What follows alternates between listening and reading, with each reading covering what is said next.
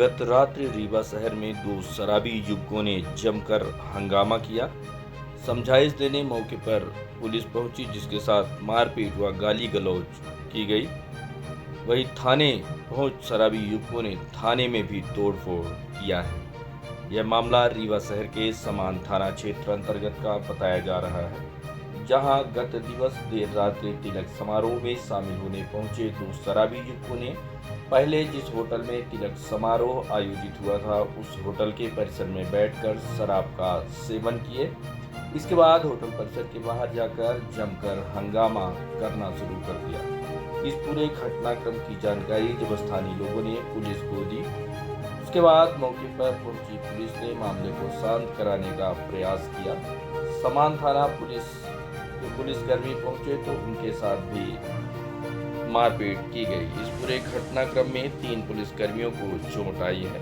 वहीं उसके साथ झड़प के कारण वर्दी भी फट गई है। शहर के अन्य थाने से बल मंगाया गया, जिसके बाद दोनों शराबी युवकों को थाने लाया गया। वहीं शराबी युवकों ने थाने में भी तोड़फोड़ करना शुरू कर दी। तोड़फोड़ में थाने में लगे कांच की खिड़की टूट गई। पूरे मामले को लेकर डीएसपी उमेश प्रजापति ने बताया है कि जानकारी मिली थी कि 2 युवक शराब के नशे में हंगामा कर रहे हैं, जिन्हें गिरफ्तार कर लिया गया है और मेडिकल चेकअप कराया जा रहा है। इनके खिलाफ कार्यवाही की जाएगी। ये थाना समान अंतर्गत होटल संदड़िया में कुछ वैवाहिक कार्यक्रम चल रहा था, जिसमें ग्राम पटपराहा के 2 सगे भाई हैं, रोहित द्विवेदी और पुष्पेंद्र द्विवेदी शायद नामक व्यक्ति हैं। उन्होंने शराब के नशे में लड़ाई झगड़ा उन्होंने किया था, जिसकी सूचना कंट्रोल रूम के माध्यम से प्राप्त हुई थी और पुलिस जब वहां पर पहुंची तो काफ़ी ये लोग शराब के नशे में थे और गाली गलौज कर रहे थे। पुलिस ने रोकने का इनको प्रयास किया तो पुलिस के साथ भी इन्होंने झूमा झटकी की है, जिसमें 1-2 लोगों की वर्दी भी फट गई है। थाने आके भी तोड़ हाँ, थाने में भी या क्योंकि ये शराब के बहुत ज़्यादा नशे में है, इनको होश नहीं है, तो इन्होंने थाने में भी तोड़फोड़ का प्रयास किया है। कांच टूटे हैं, कांच टूटा हुआ है, ये कांच में मुक्का मार दिया था, जिसमें कांच भी थाने का टूट गया है। कैसी कार्रवाई की जाएगी इसको? चूँकि ये अभी शराब के नशे में है तो अभी इनका मेडिकल कराने के लिए भेजा गया है और मेडिकल के उपरांत जो भी वैधानिक कार्रवाई होगी की जाएगी। घटना लगभग कितने बजे की है? घटना करीब 11:30 बजे के आसपास की बताई जा रही है। कहाँ की घटना सर? ये समदड़िया होटल में वैवाहिक कार्यक्रम चल रहा था, वहीं की घटना है।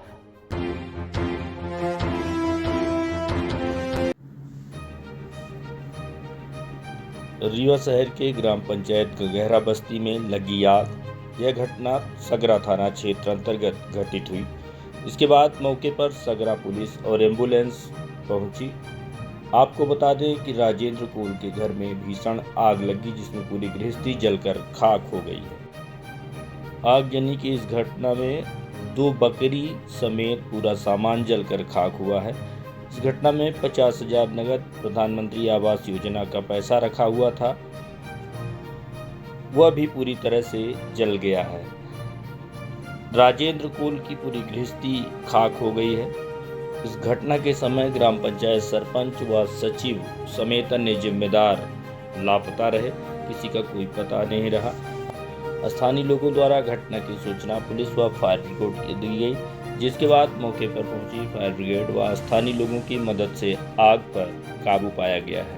आगजनी में किस तरह से नुकसान हुआ है, इस संबंध में पीड़ित से बात की गई, तो सुनिए इनका क्या कहना है। यहाँ पे इनके साथ जो ये घटना हुई, बहुत गंदे तरीके से आग लग गई। लाइट से शॉर्ट सर्किट हुआ और लाइट से आग लग गई। जैसा कि यहाँ पे मैं जब आया तो पूरा सब लोग आग बुझाने में लगे थे और यहाँ इनका सब जल गया। बकरी, छेरी, जो मवेशी अंदर थे, छोटी छोटी बकरी के बच्चे थे, पैसा जो रखे थे घर बनाने के लिए वो भी जल गया। पूरा कोना कपड़ा जो भी था, उनकी पूरी गृहस्थी एकदम से नष्ट हो गई। कुछ भी नहीं बचा, कुछ नहीं बचा। पहले होते हैं बड़ी घटना हो। पहनने के लिए कपड़े नहीं, इसका कपड़ा अंदर ही रखा था, सब जल गया पूरा। अब ये देखिए चारों तरफ से कैसा पूरा अनाज बर्बाद हो गया है पूरा, और बहुत नुकसान हुआ, बहुत ज्यादा। बहुत दुखद घटना जिसको बोला जा सके। बेघर हो गए हैं, घर तक नहीं है। अभी रात में रहेंगे कहाँ ये भी पता नहीं। आवास का घर बन रहा था, वो भी पैसा आवास का घर बन रहा था। खनिज विभाग की रात्रिकालीन जांच में गिट्टी का अवैध परिवहन करते आधा दर्जन से अधिक वाहन जब्त किए गए हैं। आपको बता दें कि खनिज अमले द्वारा प्राप्त सूचना पर कार्यवाही करते हुए शनिवार की देर रात जिले के मुख्य मार्गों में खनिज परिवहन करने वाले वाहनों की औचक जांच की, जिसमें गिट्टी पत्थर का निर्धारित मात्रा से अधिक अवैध परिवहन करते पाए जाने पर 6 वाहनों की धरपकड़ की गई। ज्ञात हो कि विगत दिवस कलेक्टर रीवा द्वारा टीएल मीटिंग में सीएम हेल्पलाइन के प्राप्त शिकायतों पर प्रभावी कार्यवाही करने के दिशा निर्देश दिए थे, जिस पर खनिज निरीक्षक आरती सिंह की अगुवाई में जिले के बैकुंठपुर हरदी रोड से प्राप्त शिकायतों के निराकरण के लिए योजनाबद्ध वाहन चेकिंग लगाई गई। चेकिंग में परिवहन करने वाले रेत और गिट्टी के 8 वाहनों में ईटीपी एवं निर्धारित मात्रा सही और वैध पाई गई। इसके अलावा जांच दल द्वारा रीवा बनकुइया रोड में देर रात निरीक्षण के दौरान गिट्टी से लोड 6 डंपर अवैध परिवहन करते पाए, जिन्हें जब्त कर सुरक्षित पुलिस थाना सिविल लाइन में खड़े करा लिया गया। सभी आधा दर्जन वाहनों में अवैध परिवहन का प्रकरण पंजीबद्ध किया गया है। कार्यवाही में खनिज अधिकारी आर.के. दीक्षित, खनिज निरीक्षक आरती सिंह एवं होमगार्ड अमला उपस्थित रहा। रीवा जिले में सीएम हेल्पलाइन में प्राप्त शिकायतों पर गत रात्रि अवैध परिवहन के वाहनों की जांच की गई थी। इसमें कलेक्टर मैडम द्वारा सीएम हेल्पलाइन की शिकायतों में प्राप्त शिकायतों पर गंभीरता से और प्रभावी कार्रवाई करने के निर्देश टीएल मीटिंग में दिए गए थे। इसके तारतम्य में आगामी जन सेवा शिविर भी आयोजित किया जाना है। इसको देखते हुए पूरे जिले में जहां जहां से शिकायत प्राप्त हो रही है वहां पर प्रभावी कार्रवाई खनिज अमले द्वारा की जा रही है। इसी के चलते गत रात्रि रीवा बनकुइया रोड पर खनिज परिवहन करने वाले वाहनों की जांच की गई थी, जिसमें 6 वाहनों में गिट्टी का परिवहन करते हुए बिना दस्तावेज और निर्धारित मात्रा से अधिक खनिज का परिवहन करते पाए जाने पर 6 वाहनों को जब्त किया है, जिनमें अवैध परिवहन का प्रकरण पंजीबद्ध किया गया है।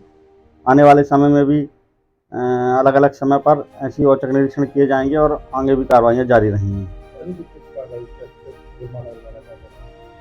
विगत माह भी अभियान चलाकर 50 वाहनों पर हमने कार्रवाइयाँ की थी, जिस पर लगभग 20 लाख रुपए जुर्माना निरूपित कर वसूला गया था। इन वाहनों पर भी जुर्माना वसूली की कार्रवाई की जाएगी और आने वाले समय में भी कार्रवाइयाँ प्रस्तावित की जाएंगी। तो सीएम हेल्पलाइन के कितने लंबित प्रकरण थे? सीएम हेल्पलाइन में यथाकथित शिकायतें प्राप्त होती हैं, जिसमें से 6 शिकायतों पर गत रात्रि कार्रवाई की गई है। आगे भी और जो ग्रामीण स्थलों की शिकायतें हैं वहां पर भी जाकर मौके पर जाकर कार्रवाई की जाएगी।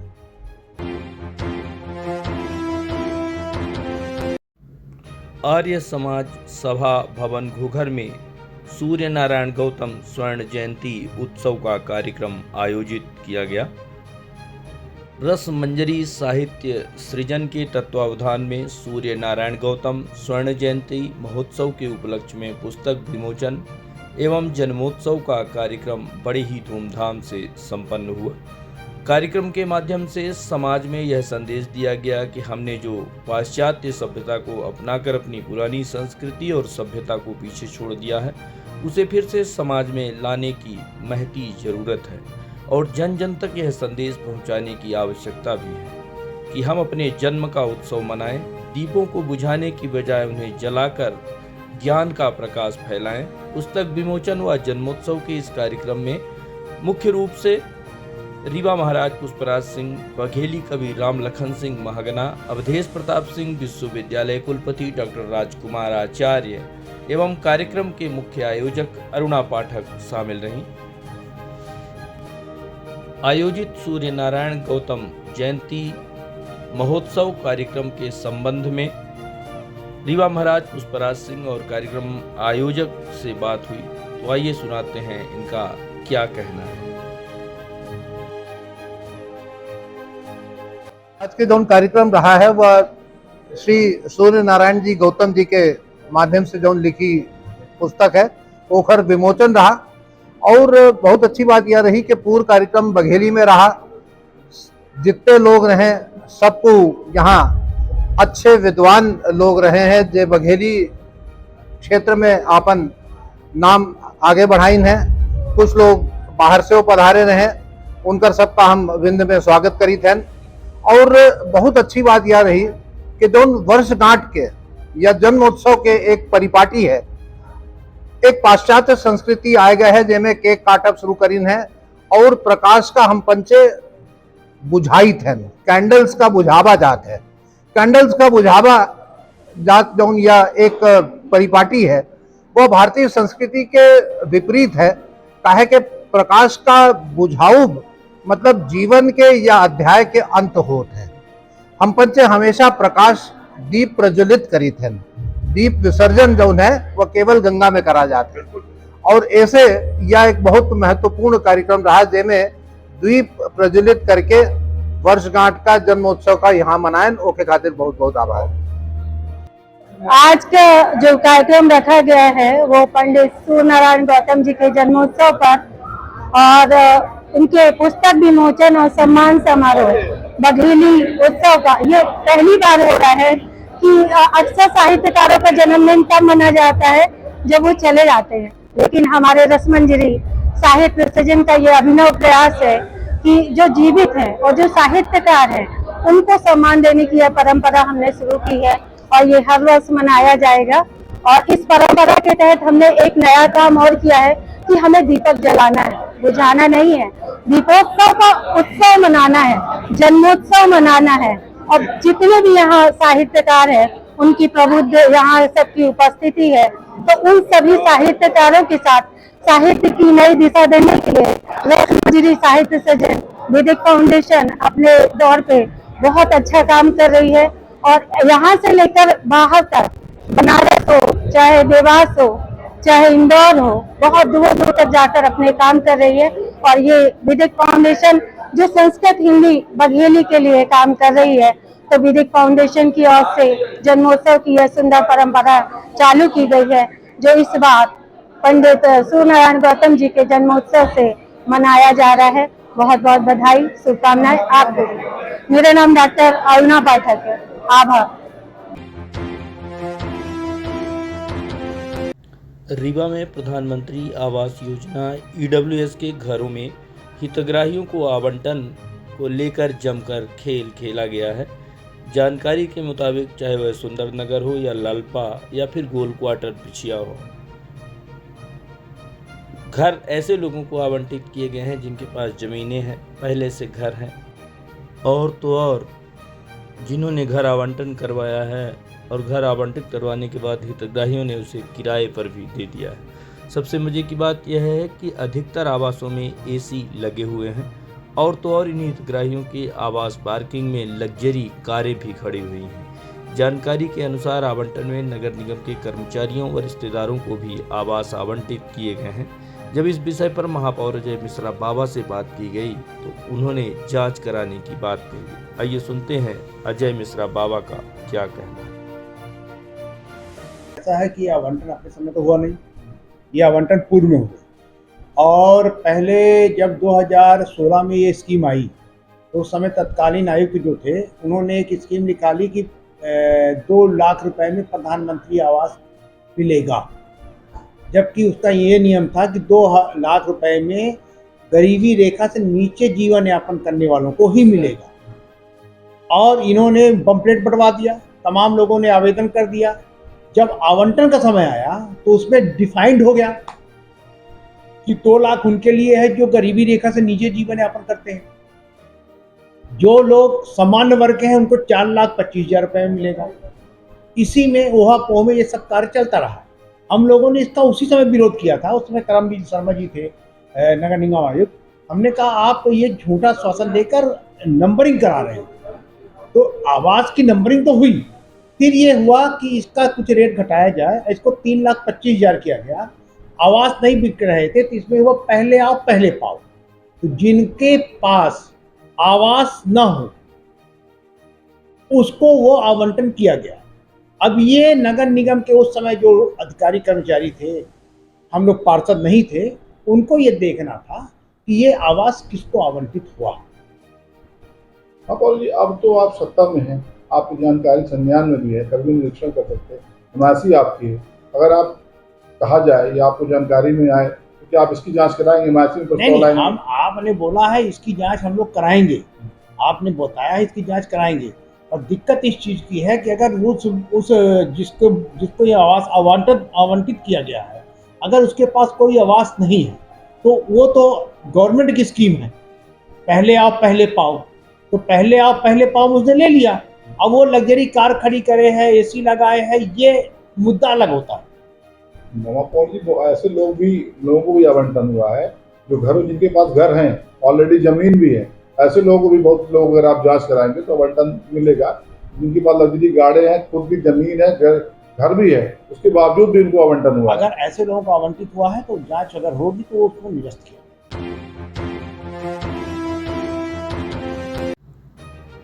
विश्व रेड क्रॉस के अवसर पर टीआरएस कॉलेज में आयोजित हुआ सेमिनार। छात्रों द्वारा स्वच्छता की ली गई शपथ। 8 मई आज़ादी के 75वें अमृत महोत्सव के अंतर्गत इंडियन रेड क्रॉस सोसाइटी द्वारा मध्य प्रदेश राज्य शाखा भोपाल एवं जिला रेड क्रॉस सोसाइटी रीवा के निर्देशानुसार एवं प्राचार्य डॉक्टर श्रीमती अर्पिता अवस्थी की अध्यक्षता में शासकीय ठाकुर रणमत सिंह महाविद्यालय रीवा की युवक रेड क्रॉस इकाई द्वारा विश्व रेड क्रॉस दिवस पर सेमिनार आयोजित किया गया।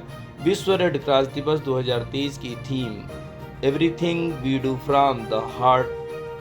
प्राचार्य डॉक्टर अर्पिता अवस्थी ने अपने उद्बोधन में कहा कि विश्व रेड क्रॉस दिवस मनाने का उद्देश्य यह है कि हम रेड क्रॉस के सिद्धांतों का पालन करें और उन स्वयंसेवकों को सम्मान दें जो समाज सेवा में सक्रिय रूप से अपनी भूमिका निभा रहे हैं। युवक रेड क्रॉस के प्रभारी प्राध्यापक डॉक्टर अखिलेश शुक्ला ने छात्रों को बताया कि 8 मई इसीलिए भी महत्वपूर्ण है क्योंकि यह रेड क्रॉस की अंतर्राष्ट्रीय समिति के संस्थापक और नोबेल शांति पुरस्कार प्राप्त करने वाले पहले व्यक्ति जीन हेनरी डुनेट के जन्मदिन का प्रतीक है। डॉक्टर शुक्ल ने छात्रों को रेड क्रॉस के 7 सिद्धांत मानवता, निष्पक्षता, तटस्थता, स्वतंत्रता, स्वैच्छिक सेवा, एकता तथा सार्वभौमिकता के बारे में विस्तार से बताया और छात्रों एवं प्राध्यापकों ने इनके पालन की शपथ ली।